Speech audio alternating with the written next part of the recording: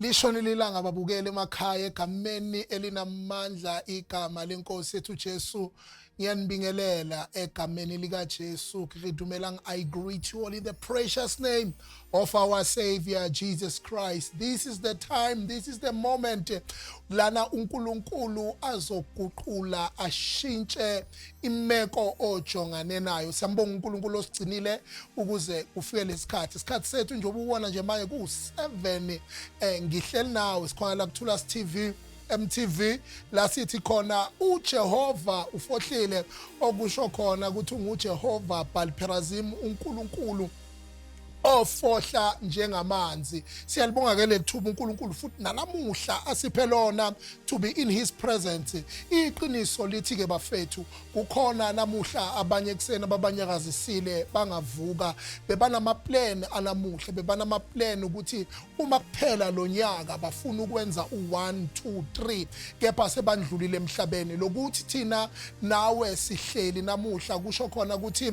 uNkulunkulu usanendaba nathi noma kusanento uNkulunkulu afuna ukuyenza empilweni zethu egameni lenkosi uJesu. So ke siyabonga kakhulu kubo bonke ababukeli abasibukela kuyo yonke indawo futhi ngithi nje angumention loku siyawabonga ama testimonies ensipha wona. Thank you for the testimonies. Abanye from Cape Town bavele bathi mfundisi siyabonga imikhuleko bathumela izicelo zemikhuleko ngithi noma sengekho lana ngikwazi ukuthi ngibakhulekele. So ke siyambonga kakhulu uNkulunkulu ukuthi all over the country in South Africa and Swaziland wherever labakwazi khona ukuzwa ulwimi lwesiZulu bayabusiseka abantu egameni lika Jesu Kristu. So ke siyambonga nje uNkulunkulu. Isicelo sami ngiyacela ukuthi ngicela lapho uve ucofa lapho ufaka ama likes lapha ucomenta yini lena ofisa ukuthi uThixo nanamuhla ntambama akwenzele yona ngoba athi mandebele ungudzimu wenkariso mraru kunento uNkulunkulu azokwenzela yona ngoba nginento ethi asikho isimo uNkulunkulu angasiguquli 2 ayikho inkinga uNkulunkulu angayixazulili asikho isifo uNkulunkulu angasiphilisi and asikho isono uNkulunkulu angasixoleli. Ngicela uhlale nami ke khona sizohlephuluza uNkulunkulu kafushane namuhla ntambama bese siyathandaza egameni lika Jesu. Baba siyabonga kwelihle igama elinamandla lika Jesu Kristu. Nangumbukele ekhaya nange ababa umama ubaba usisubhuti uyabukela omunye uphethe ifone omunye ubukela ku smart TV sakhe usibhekile lahleli khona. Ngiyathandaza uNkulunkulu wenyama yonke wena ohlelemba indlela ezimagebhugebhu wena ovula indlela kwahlonga sibi ukuthi namuhla ebusuku thinta lo yamama thinta lo yababa thinta le ya family thinta lela khaya thinta lo yasisi thinta lo yabhuti egameni lika Jesu Kristu kuyo yonke indawo la kufinyelela uNkulunkulu the sound of my voice through these waves. I pray Heavenly Father ukuthi yenza ummangaliso egameni lika Jesu Kristu. Baba siyabonga baba siyakudumisa baba ungcwele ngoJesu oyinkosi. Amen. Oh hallelujah. Oh hallelujah, oh hallelujah. Lapha ekhaya ngiyazi ukuthi uhleli ummangaliso wakho unesidingo sakho. Kunento ke sasifunda uma safunda isikole lapha go business eyayithi there is a want and there is a need. Uma babe sebayayihlukanisa ukuthi want ne need yini. A want it's something that you can live without, but a need is something that you cannot live without it. Okusho ukuthi uNkulunkulu uyinto esingeke siphile ngaphandle kwakhe. So ke we need God in our lives ngendlela esimanga. Ngivumele ke ngulamlele namuhla kunomuntu engifuna amukele isimangaliso sakhe. Kunomuntu engifuna aphole eguleni kwakhe.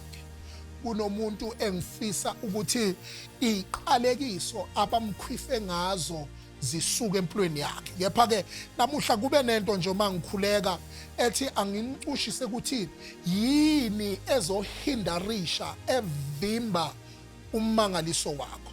Uma ungadedisa nazi izinto kungaba nomangaliso owutholayo.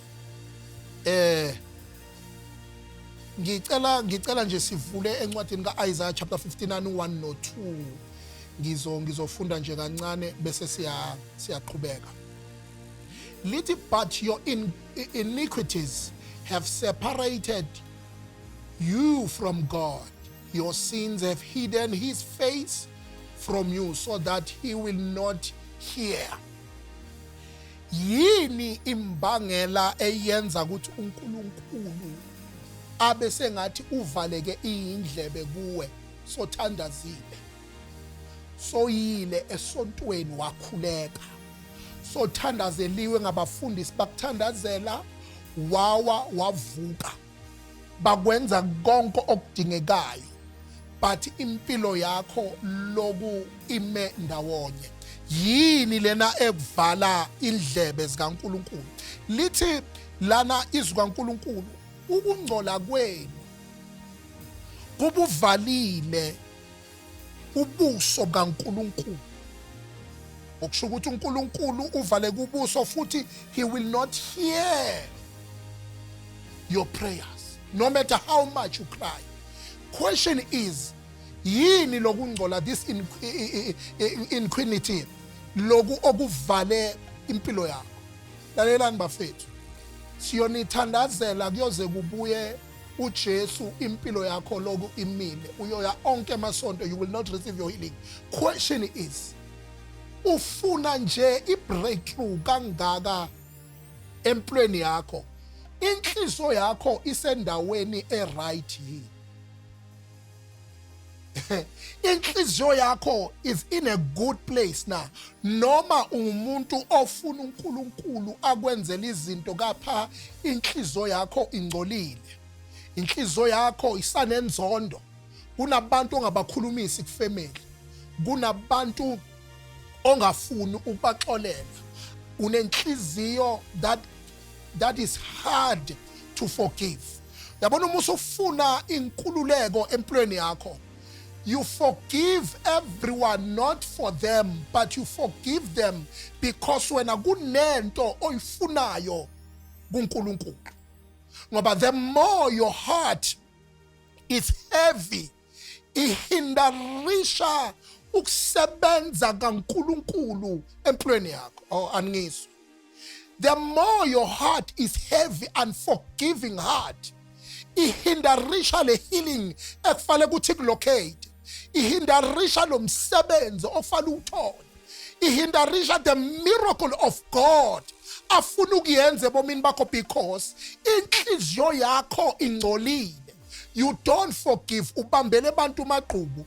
Kuna lokho naxabana kushona umalume ekhaya, naye ekhaya nabuya anisuthi lokho anikhulumisana nabodadewenu, kepha uyakholwa and ufuna uNkulunkulu akwenzela isimanga, uyoze uthi abafundisi noma nathi uma sikuthandazela kwenzeke lutho ayikho lento, kanti inkinga awukwazi kuhlola ukuthi yini mina wrong engihindarishayo, engivimbayo ukuthi ngamukela isimanga. Yini ekuvimbayo? Inhliziyo yakho.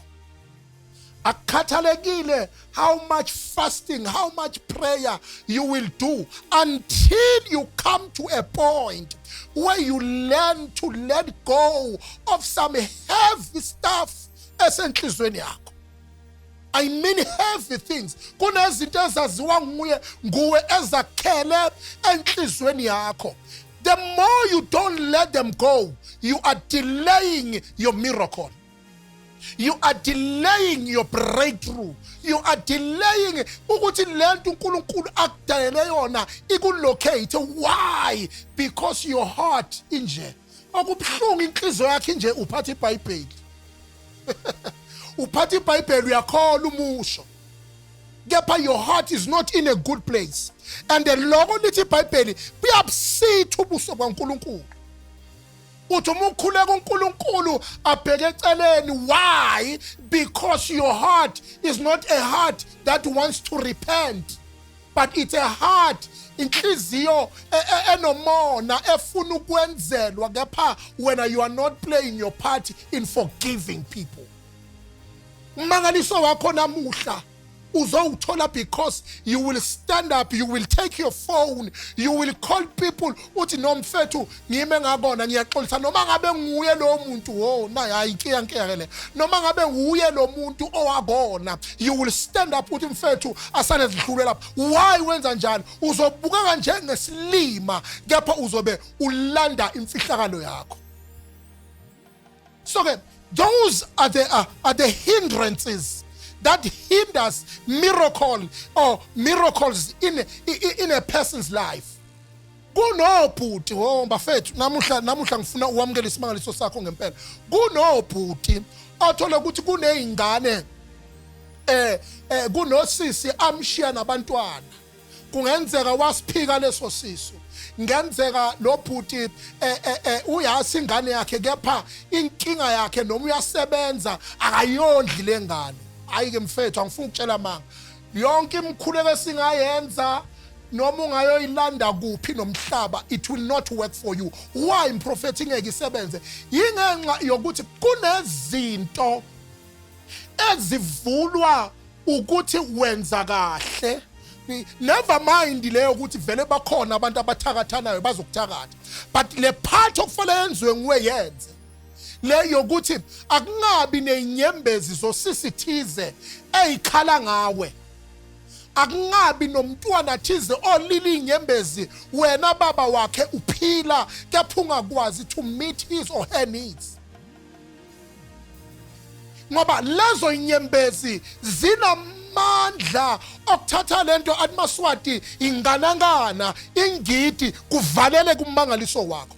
Ubathe uyenyangeni uyakumprofiti uyakumprofeti uya emthandazweni izinto zakho zijame zingayi indawo. Question ini kwenzeke njalo? Kunenyembezi ehlezi zikhala ngegama lakho futhi inyembezi zegazi lakho elumntana wakho ziyokubamba noma usuwenzani. So you find people going to church baphamisa izandla.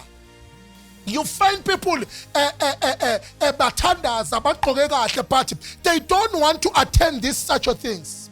And lezi zinto zibanga kube sengathi uNkulunkulu akasebenzi, uNkulunkulu akafuni kukwenzela. No, zihlole amakhwapha akho qala. What is it that ebukeleke kuwe ukuthi uyenze? Because if you don't fix that problem yokuthi my brother uqale uyolungisa indaba zakho lekhabo ntombazane ulungise nalo ntombazane angithi buyelana naye lungisa ngenxa yomntanakho. My sister, into zakho ziyovaleka ngoba nawe khona wabahlafaza inhliziyo. Wayekuthandile ubhuti kepha wona wadecide ukumenzela phansi. Omunye umphe ingane ongasinge yakhe uyakhala izinto zakho ziyokuma ngoba lento ihamba nxa zonke. Before you need a miracle ziqale nawe uzilungise. That's why athi Jesu maphilisa abanye abantu uthi hambani ningasoni. Why? Because Jesus knew ukuthi into eattractele imimoya ukuthi lo muntu uphila a certain life. So in order for the miracle to be maintained ihlale bomini bakhe ukuthi lo muntu angasaphindeli kuleza zinto bekazenza. If uzokhulekelwa sikukhulekela usithumele icelo but you don't want to correct impilo yakho usanenzondo kunabantu ongabafuna ngimphiwe uzibani ubani nyamzondo ubani wangenza ukuthi. The more you are doing that, as much your miracle is here tonight, it will delay. Who's causing the delay? Akusabona bathakathi, akusabona imfamona, akusayena uSathane. Okusho ukuthi manje umthakathi sewuwe uzithakatha wena instead of being free. I am here to give you this because I want to pray with you. I want you ukuthi wamkele ummangaliso wakho. The devil is a liar. Lo sathane osengqondweni yakho okwamkelisa lezi zinto engikhuluma ngazo athi hayi kuyolunga. That devil is a liar. That devil is a liar. When you deserve much better, lempilo oyifunayo you will receive in the name of Jesus Christ. I say lempilo oyifisayo nodalelwe yona, you will receive it in the mighty name of Jesus. Lithi iBhayibheli uNkulunkulu unemicabango emihle ngawe ukuthi uphumelele. May the plans of God prevail in your life. Don't disturb the plan of God. What is the plan of God? It's for you to prosper, to have a good life, a life in abundance. Yekela ukuvimba uNkulunkulu, yekela ukujabulisa izitha ngenhlupheko yakho ngoba lokhu uyivalele inhliziyo. Badedele uthi omunye uMaculo uthi bayeke bahleke, bayeke bajabule ngoba izulu liyahlela. Lizoqala ukuhlela izulu because you have started to stand up ukuthi lokhu ngiyangidlulisa, yebo wanginyethela usibani, yebo kwenzeka ukuthi, but I let go. Then your miracle, oh Jesus, your miracle iyokufuna noma ungaphasi kwamadwala. Ngegama lika Jesu omunye uthi mprofeti njengoba ukhuluma, I repent. I pray as you decide to repent, may your miracle locate you. I say may your miracle locate you. Mayikuthole noma ngabe bebakufake okhambeni igama lakho. Mayikuthole noma ngabe bebalifake ebhodleleni igama lakho. Mayikuthole noma ngabe impilo yakho spiritually bebayibophe ngamaketanga. I say in the name of Jesus, by the reason of the anointing upon my life tonight, may God locate you right now. May you receive your miracle. May you receive your miracle. That high blood pressure, that sugar diabetic, that tuberculosis, that cancer is leaving your system right now. That disease is going away. Your miracle is coming to you. Wherever you are watching me, all over South Africa, that your miracle is locating you. You are watching me in Zimbabwe. You are watching me in Zambia. Wherever you have logged in, you have logged in on your YouTube or you have logged in on your Facebook, I say in the name of Jesus, may your miracle locate you. I say may your miracle, oh my God, please comment and say I receive prophet of God. Say I receive man of God in the name of Jesus. In the mighty name of Jesus. Ngiyamuza uNkulunkulu kunabantu abathintayo. Ngiyambona omunye ukhalinye besimprofeti njengoba okhuluma ungathi bobone mina ngithwele enhlizweni. Repent, change your life, change your ways. You will see God attending to you. I declare and I decree in the name of Jesus. Whosoever ogulayo ngicela ubambela kubuhlungu khona. In the name of Jesus Christ, I release healing. I